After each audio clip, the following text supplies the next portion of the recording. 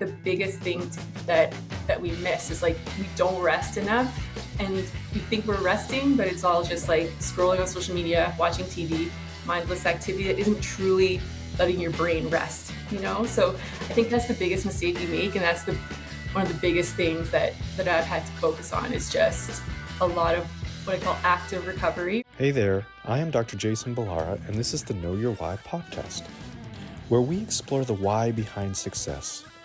Every week, I meet with real estate investors, veterinary entrepreneurs, mindset coaches, authors, and fitness professionals to uncover their why and how it drives them on the winding road to success.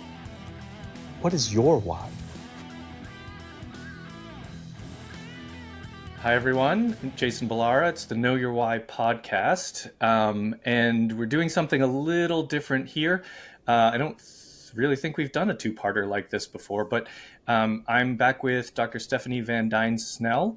And if you didn't listen to part one of this, you should listen to part one of that, because we're not going to go through all of those concepts again. But I will say thank you again for joining me a second time. I appreciate the time and being able to have these conversations. So thank you very much for being here again. Oh yeah, thank you. I think this is just great. I'm obviously very obsessed with this topic, and I think it'll make a big difference in people's lives. So I appreciate being able to share it. Yeah, perfect. Well, and just we talked about, I mean, your thing, if people follow you on social media, they should, but your thing is all about flow. And we talked a lot about, in that first episode, kind of your story, your background, what brought you to that point, and then kind of defining flow. What I wanted to get to on this one, because we kind of ran out of time before, is really more about like the practical implementation that you use in your life of the flow concepts, and because you are a practice owner, this is not your only thing. Like you've got life, you've got kids, like I want to maybe talk about, how you implement it in your practice and tips that people can use, and also like how that ties into your life outside of work as well. So that's a broad question. And I think we can start, kind of wherever you want, whatever you think is appropriate. But I just want to give people maybe tangible tips outside of connect with you and let you be their coach, which should certainly be something they could consider as well. But maybe some things that they can start in the meantime. Mm-hmm. Yeah, totally. And I think this is where I sometimes laugh now that I'm maybe on the other side of like the really struggly bits, right? But it's a really very simple answer to like, well, how do you find flow? It's like, well, you prioritize living a flow-rich life, right? Prioritize really trying to build that flow-rich environment, both internally and externally. And at the same time, when it's like, okay, well, how do we do that? It's like, well, that's not necessarily that simple, right? Like it's these huge areas. So, I mean, the main areas, it's like, we can learn how to get into flow. We can learn, kind of like the neuroscience of how do we access flow states. But then it's like, well, it's easier said than done, because if we are stuck in like chronic stress, if we're like stuck in a mindset that isn't helping us, if we are not, like if we have these holistic health needs that are really not being met, it is hard for the brain to get into flow, because it's so stuck in like a survival existence. And this is something that I talk about, is like when you're stuck in that survival biology, it's not conducive to flow. Because if you think about it, if you're just trying to survive, and like the thing is, now in this modern world, we get stuck in a survival existence by default, just because of like everything that we're completely bombarded with on a day-to-day basis, right? Like it's so noisy out there, just social media. Like it's almost like if you think of how we evolved, it would be like, we'd be walking along, and all of a sudden, oh my God, there's a tiger. And you're like, holy crap, I need to like run or fight or whatever it is. So you get a release of stress hormones, and then you're able to focus, and then you like run and get away. And then like, hopefully you get home, right? Hopefully you don't die from the tiger. And then you come back into a parasympathetic state, you relax, and that's the cycle, right? And you recalibrate. But now in today's world, we get so stuck, like just like with that tiger chasing us. Because even when we're scrolling social media, that's like having a tiger like stalk you. And we don't even really acknowledge it, right? We don't even stop and recognize that that's causing us this stress, even though it's like maybe it's horrible news on the other side of the world, but we don't recognize it as that, within our survival brain. Like our survival brain's like, oh my God, this is happening. So, anyways, we get this chronic stress and chronic buildup of stress. And when we're having to be like hyper aware of what's happening, within our environment, because we're always thinking, oh my God, we're at risk of maybe dying, we're not going to be able to get into flow, because flow is when you're hyper focused on something and you're like in the zone and you're so like losing a sense of self, losing a sense of time. And you can imagine how that's not exactly helpful when you're thinking, oh my God, I'm at risk of surviving. So I need to be always scanning the environment. I need to be hyper aware of everything that's happening around me. Like you can't, like, they just don't go together, right? But at the same time, yeah, we were wired to survive, but we were also wired to flow, because throughout evolution, hopefully you are getting into flow states during those times when you were more at ease, maybe, and like there was a sense of safety, and then you were getting into flow, because that's when like the real innovation happens, and like, you are learning new things, you're super creative. So you can kind of see how they don't really go together. So that's the thing, right? It's like we need to address getting out of survival, and that takes this like meeting all your holistic health needs, really prioritizing coming back into that rest and relax and like the parasympathetic as often as you can, and just like stressing wisely. Stress is meant to be helpful, right? It helps you focus, it helps you learn, it helps to like, yeah, kind of activate and like initiate like the neuroplasticity pathways. So it's actually super helpful to like feel a little bit of stress. That's where you learn, where you grow, but not if you don't also then come back into that rest and recovery, because that's where like the, yeah, kind of like the back end of the neuroplasticity and actually integration happens. So it's like really this balance between stressing wisely, flowing, hopefully, but then resting. And I think that's like the biggest thing that we miss is like we don't rest enough, and we think we're resting, but it's all just like scrolling on social media, watching TV, mindless activity that isn't truly letting your brain rest. So I think that's the biggest mistake we make, and that's the one of the biggest things that I've had to focus on, is just a lot of what I call active recovery, right? Which is letting your brain actually rest. So like good quality sleep, things like meditation, journaling, yoga nidra. I really like. It's just where you basically, I don't know. Yeah, like I'm not sure if you've ever done yoga nidra. Have you? No. Yeah, because the other thing is called is NSDR, so non-sleep deep rest. And it's basically like you lie there and you're like, I'm bringing my awareness to my right thumb. I'm bringing awareness to my right pointer finger. And you basically go through like all your body parts, front, back, whatever. It takes like 20 minutes, but it's so relaxing for your brain. So anyway, those are the types of activities that we need to be doing more of, because that brings us back into parasympathetic and allows us to rest, recover. Um, and yeah, it's just the other thing with that I'll say before I give it back to you is we think that maybe we can do this for like one day, for a week. Let's really focus on like resting, and we'll be fine. But it takes time. It takes so much time. Like I remember, because I did struggle with being very burnt out, and I remember when I learned that when you become burnt out, your brain actually shrinks in some areas and expands, like your amygdala expands, right? Like the volume. And it actually takes so much time. So like 1 to 2 years to recover your brain from severe burnout. And that's if you are like removing yourself from the environment and kind of, doing a lot of these active recovery activities. So I think that's the second thing, right? Like we really need to just realize that that's what we need to do, and that it's going to take time. So then like, how can we have, that, yeah, kind of the self-compassion and like the grace as we move through that? Cause it's not easy. It's not really that easy. So Yeah. yeah.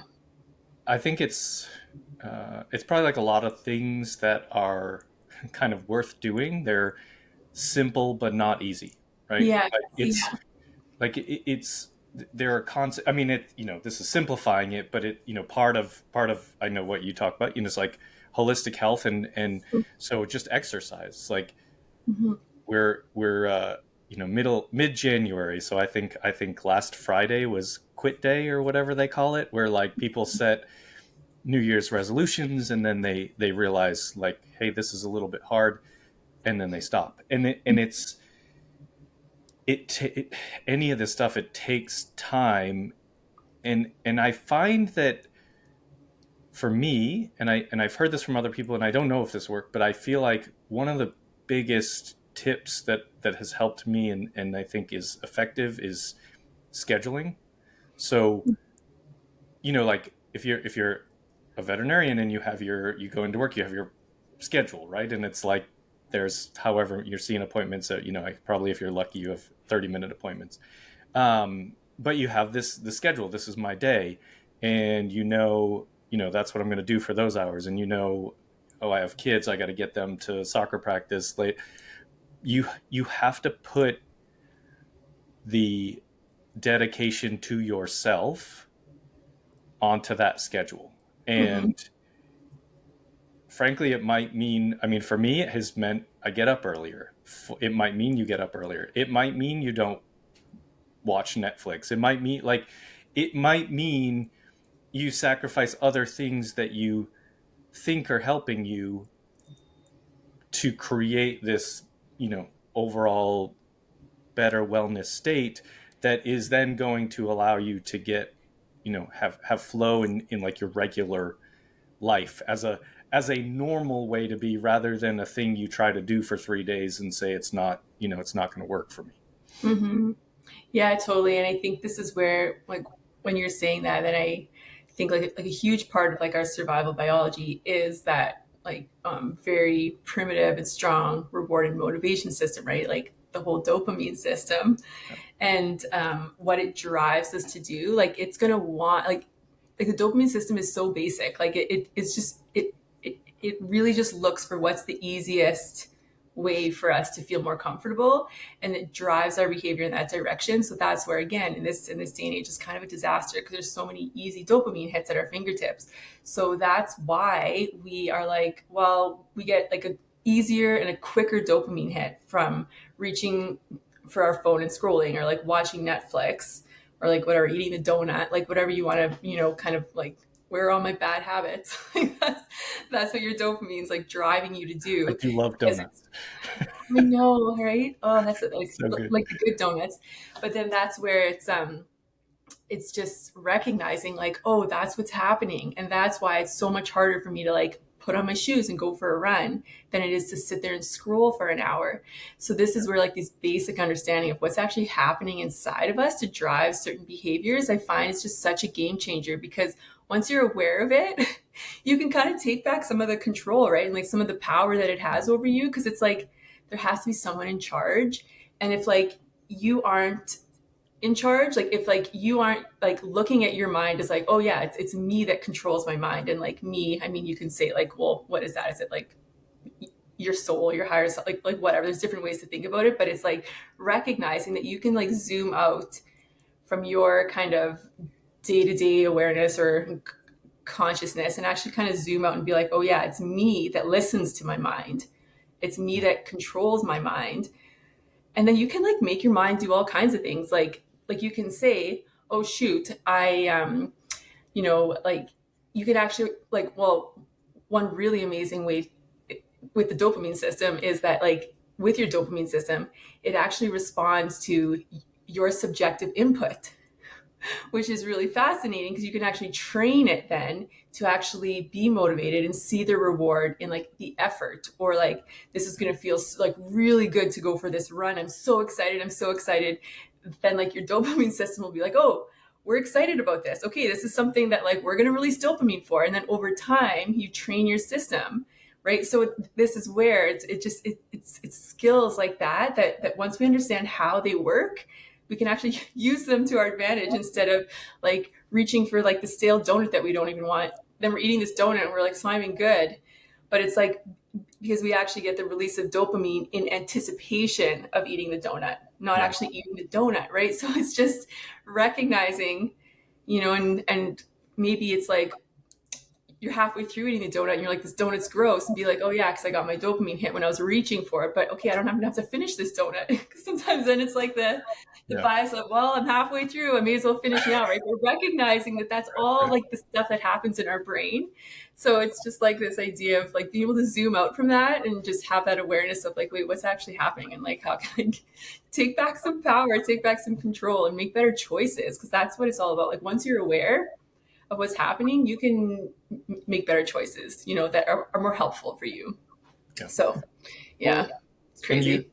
you mentioned that these like little dopamine hits are so readily available to us, right? Whether Mm-hmm. that's social media or you know Netflix or the donut. But the other thing it kind of struck me too is it's interesting when you bring up sort of training your mind and putting the right inputs in there, because yes, those dopamine hits are right at our fingertips, but so are the stress releasers. Like none Mm-hmm. of us are being hunted by an actual tiger, Right. right? Like we are not, like, in at this time in history in the civilized world, we Mm-hmm. are not in danger of being eaten by a tiger when we walk outside our cave. Like we don't Mm-hmm. we don't have those things, and people have varying degrees of real life stressors, but also there's a whole lot of them that are sort of manufactured by what we see, what we're Mm-hmm. exposed to in the media, and it really, like, current example of this is we're recording this right at the time of the fires in Los Angeles, and the fires are, thankfully at this point to January 16th, like, under control. Can get worse. We can still have future fires, but like ultimately right now they are under control. And I have had so many people reach out to me, are you okay, are you safe, have had, which is wonderful, like incredibly nice and kind. I've had, some I've talked to on the phone, my mom, my friends, things like that, and they're like, how's it going? And so the really interesting thing that I found in this is most people, you don't know how big Los Angeles is. Like most people don't know, and I've seen some that like the population in Los Angeles is more people than all but like 5 states in the United States. So just Los Angeles has more people than, and I didn't know that. I knew it was big when I moved here. I was like, this is way bigger than anything I ever Mm-hmm. imagined. And so what that means, and people don't know this as well, like when the weather comes on the news, if I watch the weather there's 5 weather forecasts for Los Angeles, because it's so different, it's so big, and there's such big ecosystems within Los Angeles, like greater Los Angeles County. And so what that also applies to in this example with the fires is the fires are tragic and devastating in the Pacific Palisades area and the Eaton Fire in Altadena and Pasadena. But a lot of us around it Mm-hmm. there's nothing, like nothing's happening to me directly. Okay. We have some bad air quality, that sort of thing, but like I haven't had to evacuate my house. Like the kids went back to school this week. Like, and that creates a whole lot of interesting feelings within us, like almost like survivor's guilt, because we didn't have our house burnt down, but I have Mm-hmm. friends that did, like things like that. But the interesting thing in this point is what people are seeing outside of being a part of it is creating tremendous concern that like all of Los Angeles is gone, that it's just Mm-hmm. all under rubble. And it just reminds me, it's not that people shouldn't be compassionate or worried about people in LA, because there are certainly people that have had great tragedy happen right now, but like it also reminds you, like, what you're seeing in those media outlets, like, my mom watching the news, all she's seeing is destruction.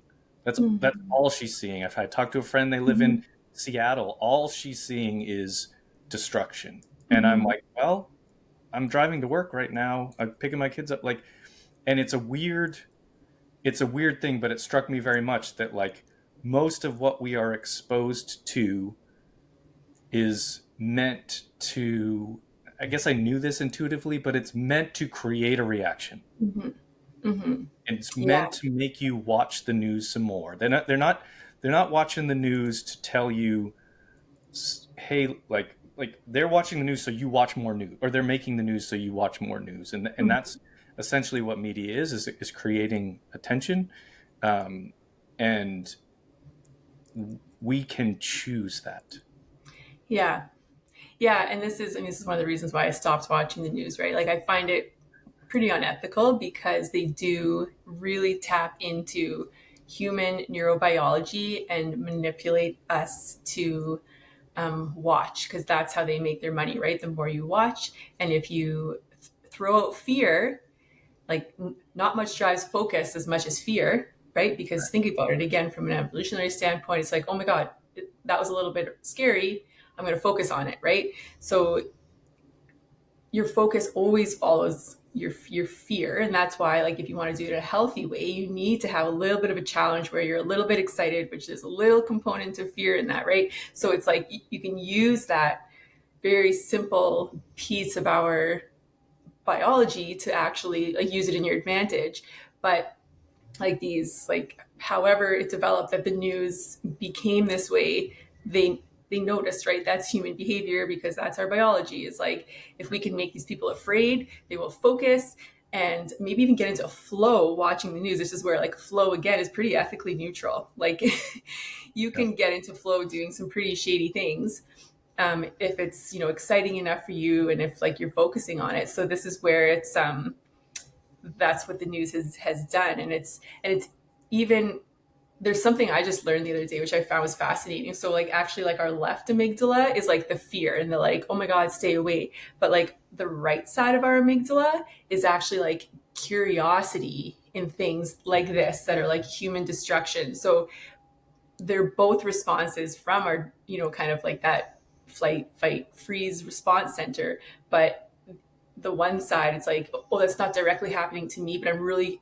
curious and I can't stop watching because it is Mhm. so remarkable. Or like what and like maybe there's an element of fear but there's that curiosity, right? Like when you're passing by an accident you can't, like, you want to know what's happening, right? It's just this like human behavior.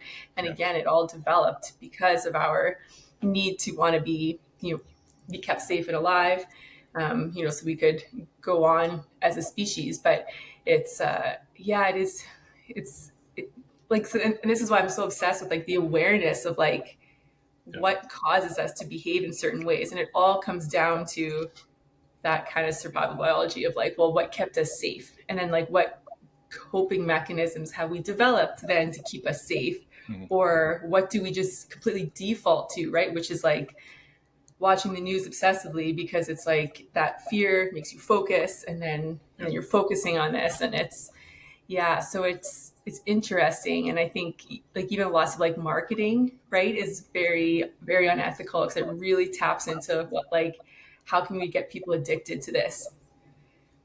Yeah. So Yeah. this is why like I'm such a huge, like I'm so obsessed with like how do we actually empower people to understand what's happening inside of them so they can advocate for themselves and make better choices that are like actually healthier. Because in today's world it's just like you just get snowballed if you don't understand like how your dopamine system works, how marketing and news and like media is like really playing into that, like the fear drives focus and addiction. And it's like like that's just kind of why I just love this like flow science so much and everything that kind of goes into it, because it's just that's how we start making better choices for ourselves, for our communities, for our kids. Like that's kind of the way, that's the path. It's like through awareness first, and then Yeah. from that awareness making the choices. Yeah, I Yeah. know. Yeah, it's The wild. the awareness piece is such a big, like, I mean it, and like stuff that I almost think, like I think social media is probably worse than even just watching the news, because Mhm. it's very like typically if you're watching live news, they're not able to, uh, at least not at this point, technology doesn't allow them to manipulate what you're seeing sort of in Mhm. real time. However, it's very easy for someone to edit a video or something like that in 5-10 minutes and post it on social media. Mhm. Like, again, like, and I it's some of this stuff like wouldn't even occur to me to do this, but like there were a bunch of pictures and videos being posted of the Hollywood sign going up in flames, like just like pictures of that all over the place. Mhm. Yesterday I was like in near looked up and I was like, it's right there. It's a beautiful day. I can see the Hollywood sign. Like, it's iconic. Nothing's wrong with it. And I'm just like, why would someone do that? Like, why would you want to make it look like that happened? And it's like, Mhm. because people will click on it and watch it, Yes, and like yeah. it's just attention. And that's Mhm. where we need to be. Like, I don't, half the time now I'm like, well, maybe I don't even know what's real, what I'm seeing on social media. I'm like, is this even a real Mhm. thing? And Mhm. you're so it just comes down to like you said, like the awareness of that.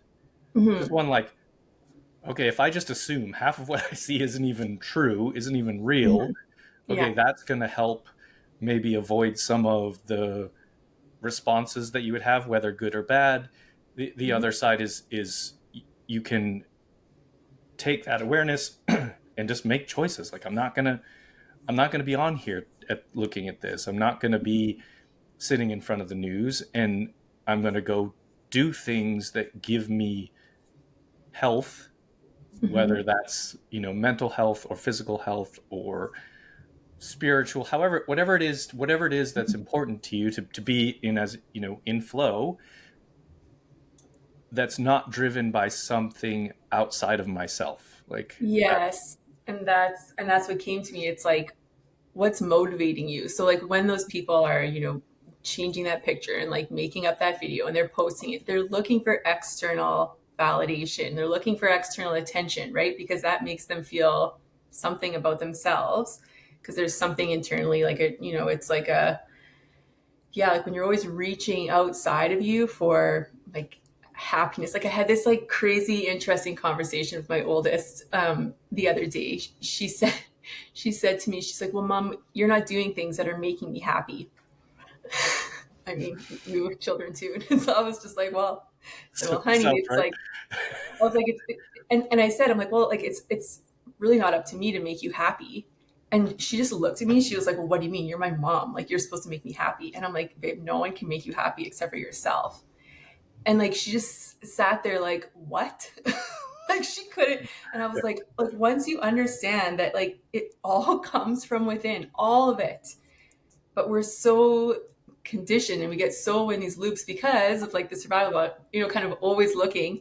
It's like we get so stuck on thinking everything comes from outside of us, but like actually everything comes from inside of you. And like when we're talking about flow, like if you want to get into flow consistently, you need to understand and have like that internal locus of control, and you need to really like live by that whole like the only person in control of me is me. And on the other side of that is like letting go of that victim mindset, which is different than it's like that victim mindset isn't necessarily the opposite of like a growth mindset. I mean, yeah, you definitely still need a growth mindset, but that victim mindset is very similar to not having that internal locus of control, and like you think that you don't have your own power, right? Or like it's maybe always someone else's fault, or it's like, oh, who can I blame, right? This isn't going well for me. Who can I blame? It's this person's fault, or this it's the government, so it's whatever. And yeah, of course, some shitty things happen. Like we can't obviously control the fires, right? Like that's going to happen. But it's like, well, how do you choose to respond then? And this is where like when you're making your choices, just to really understand that like you can almost always choose. And if you can't like specifically choose, obviously like, oh, I'm going to choose there's no fires, like you obviously can't do that, but then you can choose how you respond. So like really like you're just right. So that's that whole idea of like if you want that flow in your life, if like you want to perform better at work and feel better, you have to start like bringing back your own power and your own control, and really understanding that no one's coming to save you. Ugh, which is sometimes like the toughest pill to swallow. Like I know for me, I was like, oh my God, I just want someone to help me. And it was like, yeah, there's lots of people available to help you, but that whole saying, like people who help themselves. Like, have you heard that saying? Oh yeah. Yeah. Right? It's a hard pill to swallow because it feels so unsafe, right? It feels so unsafe to your survival brain. It feels just like it's like so hard, like so because it feels harder when we're like chronically stressed and chronically dysregulated too. So this is where it's just like it's very simple what we need to do and like how we need to show up, but it's hard to do. But then I'll also say you can get stuck in being, and I know this definitely happened to me. I was super stuck in being like, well, it's all hard. Like this is just all going to be hard all the time. And when I started actually like thinking, well, like what if it was easy? Like what if I just let this be easy? Like that made a huge difference for me Yeah. too, right? Because it's like we're so good at surviving. We're so good at struggling because again, that's kind of where we get like our validation of like being worthy. It's like, well, we worked really hard. So like look at us working really hard and struggling. Like give me, like I don't know, like a pat on the back for that or whatever it is. But it's like we kind of get addicted to that then. So it's like, okay, well Yeah. then how can we actually just let things be easy that can be easy too, right? And that's like again, even in the workplace, like sorry, this is another story, kind of going off on this like struggling thing or getting addicted to the struggle. But we were talking about that because like you work with people here and there where it's like they almost have like this like work ethic that is pretty toxic because they get their sense of worth from being super busy and like look at all the things I've done, right? And then as like maybe a leader sometimes or working with those people, it's like at first it's like wow, like they're working so hard, they're always busy and they're doing all these things and maybe they're doing lots of overtime or like whatever it is. But then if you like zoom out and actually look sometimes, it's a lot of busy work and it's like not necessarily maybe like a value. And it's like how do you start even working with that, because it's like you can see that they're so addicted to that struggling and like the output because it's like that's what they tie their worthiness to. And it's like how do you, and but it's not healthy, right? It's like this like super toxic Yeah. work ethic where you just, and it's like little things like that, like recognizing that because it's yeah, and it's hard, it's not easy to, because each individual has to recognize that in themselves. But like when you see other people doing it now, I'm like, oh man, there's like Yeah. yeah, I don't know, it's like my heart kind of bleeds because I was there for a while too. I'm like, look at all the things I'm doing, but Yeah. it's just an addiction like any other, right? Workaholics. And it may be true in other industries. It's just what I know, what Mm-hmm. you know is the veterinary world, but I feel like that's a very prevalent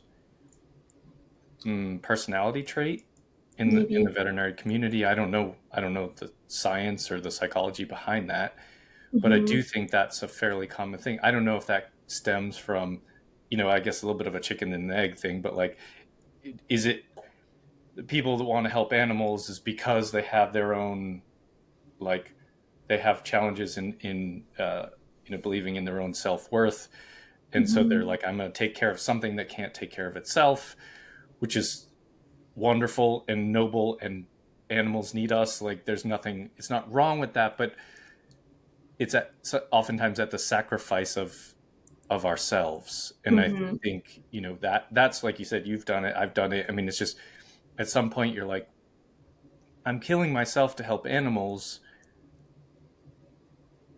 Probably not a good term to use, but it is a reality in our community. But Mm-hmm. um, I'm doing this to help animals. But if I burn out and can't do this job, or worse off, I commit suicide, which there's a high rate, like, Mm-hmm. you're not helping anyone anymore, No. and you're not Yeah. you didn't do what you set out to do by ending up Mm-hmm. at that state. Mm-hmm. And so it's just kind of like, I love the concept and the focus of like just taking that, you said it a couple of times, like taking the power back to Mm-hmm. yourself, because you mentioned your oldest believing that it's up to Yeah. mom to create happiness. I would say there's many adults that still believe that it's up to someone else to create their happiness, generally probably a partner at that point, but like it really does have to come from within, and we have to figure out what are the things that get us in flow. Like, what are those things that get me in flow state?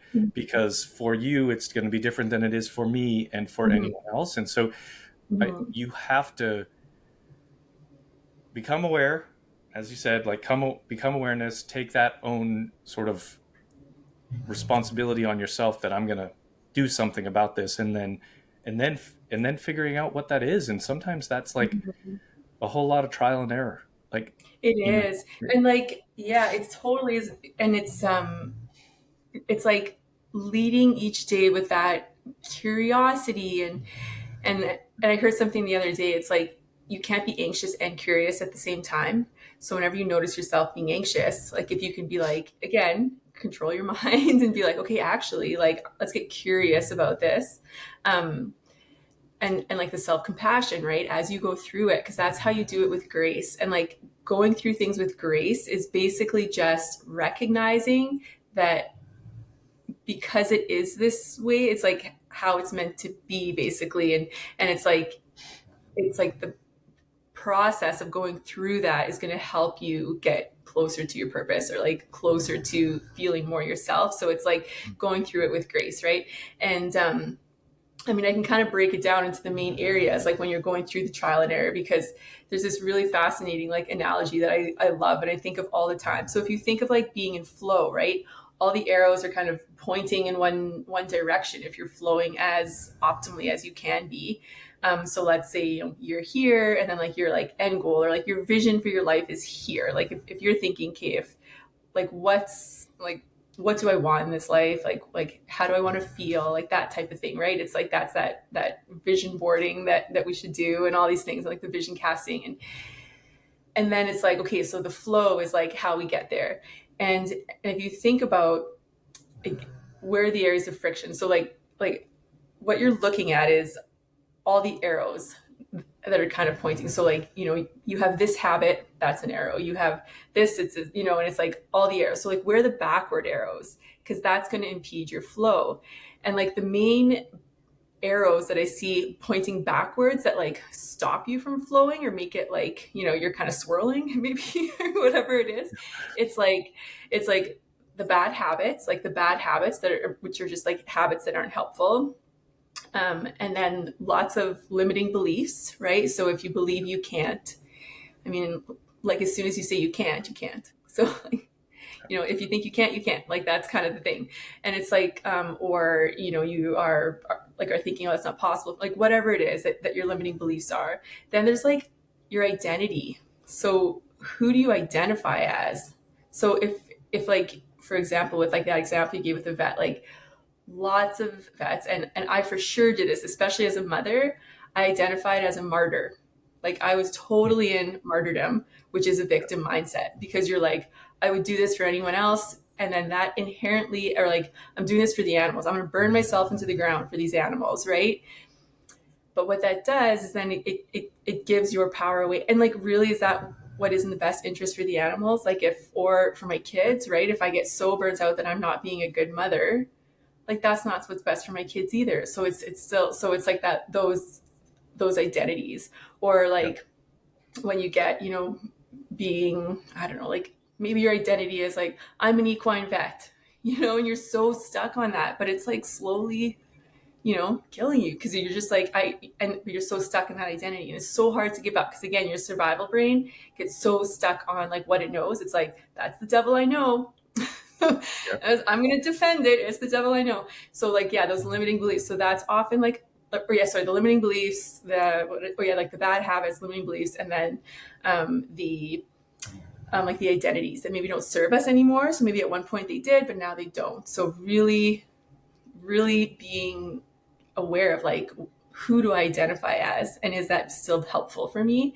And then the other one is like these holistic health needs. So again, if you're not meeting your holistic health needs, which also includes like nervous system regulation, that's like a backward arrow. So those are the main kind of backward arrows that I've identified. But then each person is going to have to see like, okay, well, which habits do I have that are unhelpful? And then you start switching them around. Because what I see people do, and this happens in like work all the time too, like this analogy. So you're at work and you're like, this isn't working well. And you start adding more forward arrows and you're like, okay, I'm going to keep adding more forward arrows. And like we do it in life all the time too, right? It would be like, oh, my physical health isn't good, I'm going to take some supplements, right? Instead of like, oh, you actually just need to address your sleep, because like your sleep is your backward arrow. But oh, it's hard to address sleep, so I'm just going to take some supplements or whatever it is, right? And like we see it at work too. It's like, oh, we need more new clients, let's keep adding like the forward arrows, like, oh, like more marketing or whatever. But really you need to address maybe your like crappy customer service, right? But like that's harder to do, so people don't do it. So it's like, yeah. So anyway, I love that analogy because I think it's like really identifying like where are my backward arrows. And they're often the hardest, and that's why they're backward. And that's why they stayed backwards, because they're hard, like they're uncomfortable. Like I won't say hard, but they're uncomfortable to make into forward arrows, so we don't do it. But that's it. That's kind of where you have to focus and where you have to make yourself do it, right? And like recognize you'll be safe, you'll be okay, even though like your survival brain's like screaming at you and saying stop, like this isn't safe. But kind of overcoming that. Yeah. It's an addition by subtraction type of concept, right? Where it's like, totally. it's not always better to do more. You're doing more things less well. And there's a lot of, we talk from a science standpoint, there's a lot of evidence-based medicine that talks, to that exact concept, where it's like, you are much better off focusing on the 20% of you that is the most valuable, creates the most, and so where I think people get stuck is just, I need to do everything to its maximum, and if I don't, then I get hit in the face by all these backward arrows, and it's like you just, it's such a profound, and it is like this is where I think coaching really becomes important, because it is very hard to identify those backward arrows on your own. I think it's hard. People throw out there like, well, what does your perfect life look like? I don't know. I still don't know. I have more of an idea than I did, 5 years ago. But I've realized for me, like, I think people, the veterinary world, we try, it's almost like always an all or nothing thing. Yes. Like, if I envision this perfect world and I can't get to that perfect world all at once, then why even bother? And I think, like, you just have to, it's an evolutionary thought. And your perfect world when you're 20 is going to be different than when you're, 40, than when you're 60, and, having family or job, like things come up in life. So it's almost like thinking about it in smaller increments, and it's totally, yeah. It's just smaller increments. Or the other thing that I think has made the biggest difference for me, for sure, is when I'm, like visualizing or like manifesting or whatever it is. I've stopped actually like visualizing like specific outcomes. And what I do is really just, kind of first think about, and then actually try and feel like, how do I want to feel? So for like, we went to Mexico last March, when I was just like kind of in like the thick of it, as far as being like just really coming out of just this really intense period with work, and I was kind of at the very peak of my burnout, or maybe starting to have some healing from my burnout, but I hadn't yet let myself like go through like the grief and the awareness of, oh my God, this is going to take a lot longer to heal from than I thought it would, and I can't believe I let it get this bad, and now I can't focus, my memory is kind of shot, like all, and like my negative emotions are just always swirl, like they just keep coming up, like all the things that happen when you get burnt out, right? And your brain actually changes from that chronic stress.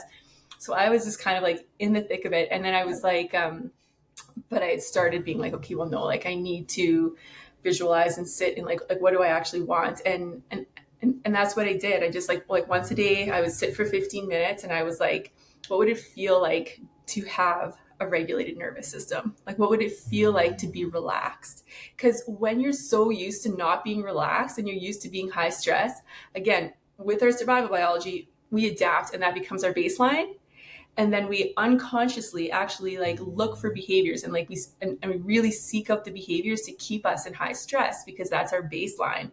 And like we have to remember, like when I say we like really seek out behaviors, it doesn't have to be external behaviors. A lot of it happens internally, right? So it's like when we let those negative emotions, and, and like the emotion is one thing, but when we attach a story to it, that is a habit that keeps us at high stress.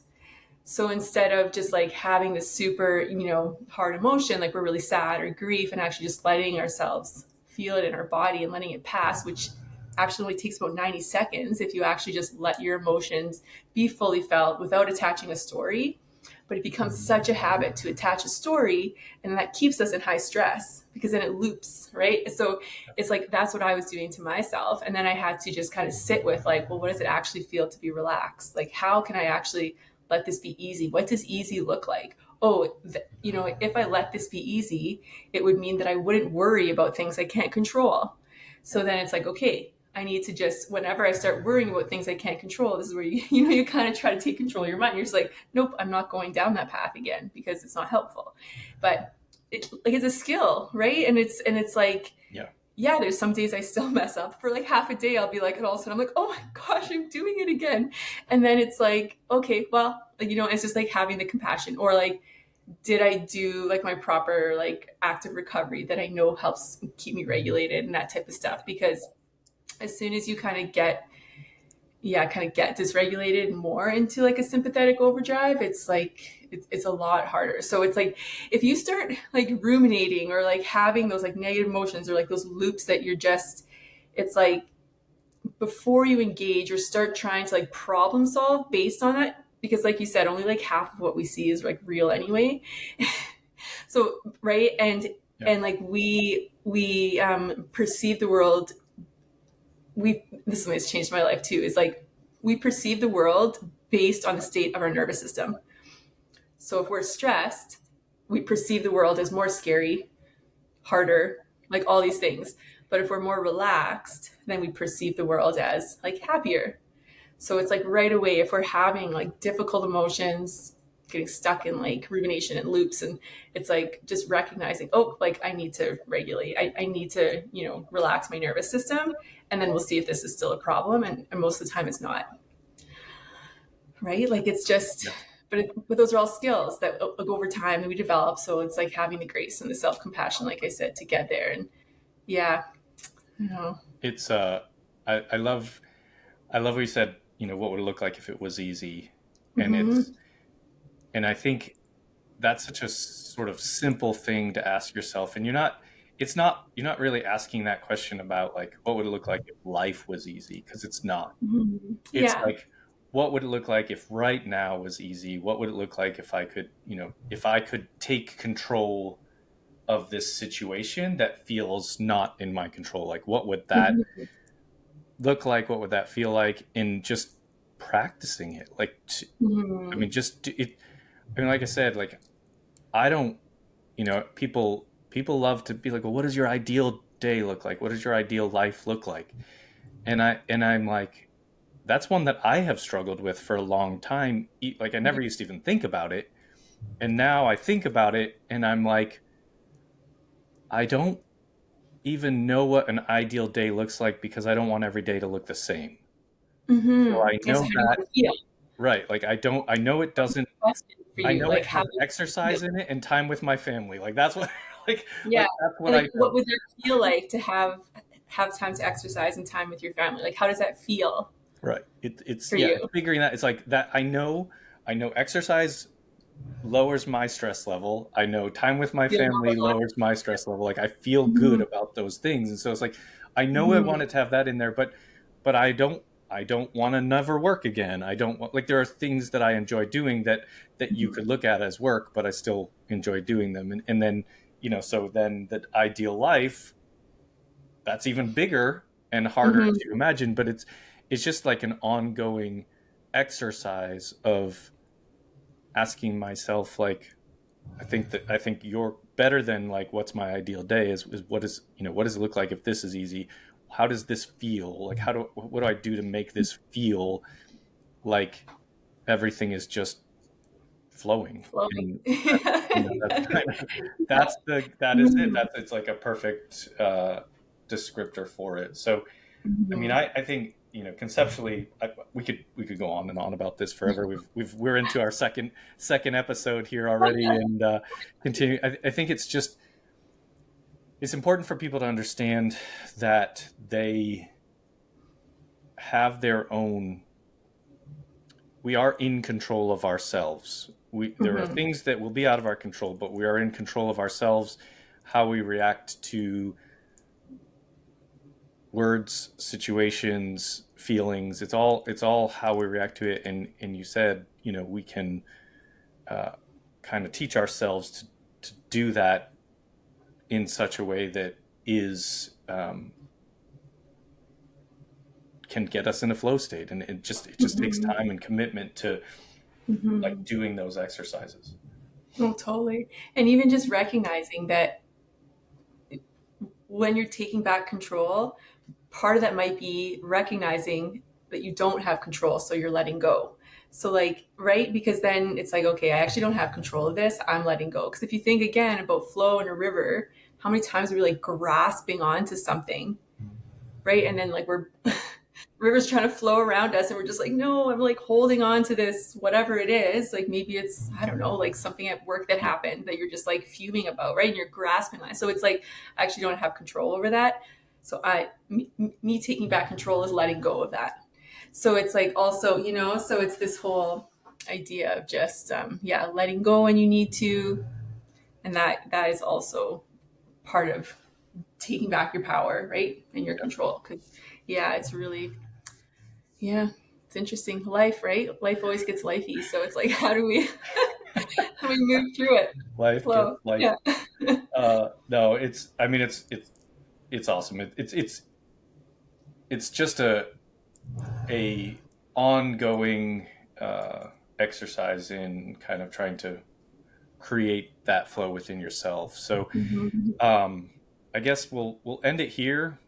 Fully happy to talk with you again about this, whether on podcast or not, and people should definitely connect with you, and kind of it just I think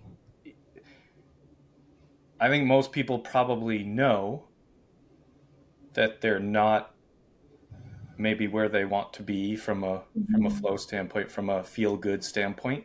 And Mhm. so just having these conversations and creating an environment and making an effort to be able to change that narrative, I think is so important. Mhm. It's true. I think it takes, yeah, like you're not in it alone, right? I think that's the thing too. Like but I mean, well, yeah, we get stuck in thinking, oh, everyone else is dealing with this too. I'll just keep it to myself. But Yeah. really, anytime you feel that struggle or like that shame within yourself, if you can start opening up and being more vulnerable, which I know can feel scary, but that just is a snowball effect. It starts to kind of, yeah, kind of help to get rid of some of the shame. And like I know in my experience that has been like the biggest reliefs when I felt like, okay, like I know that I'm in charge of myself, but I don't have to do it alone, right? Yeah. So like that's kind of the thing too. It's just like reaching out to people that you trust and that you, yeah, yeah. Awesome. Well, thank you again for coming back. Thank you for Yeah, the thank you. conversations. I appreciate it very much. And folks listening to this, reach out to, I mean, either of us really. We're both Mhm. very interested in helping and being a resource for people that are struggling. So thank you again for being here today. I really appreciate it. Yeah, thank you so much. I appreciate it too.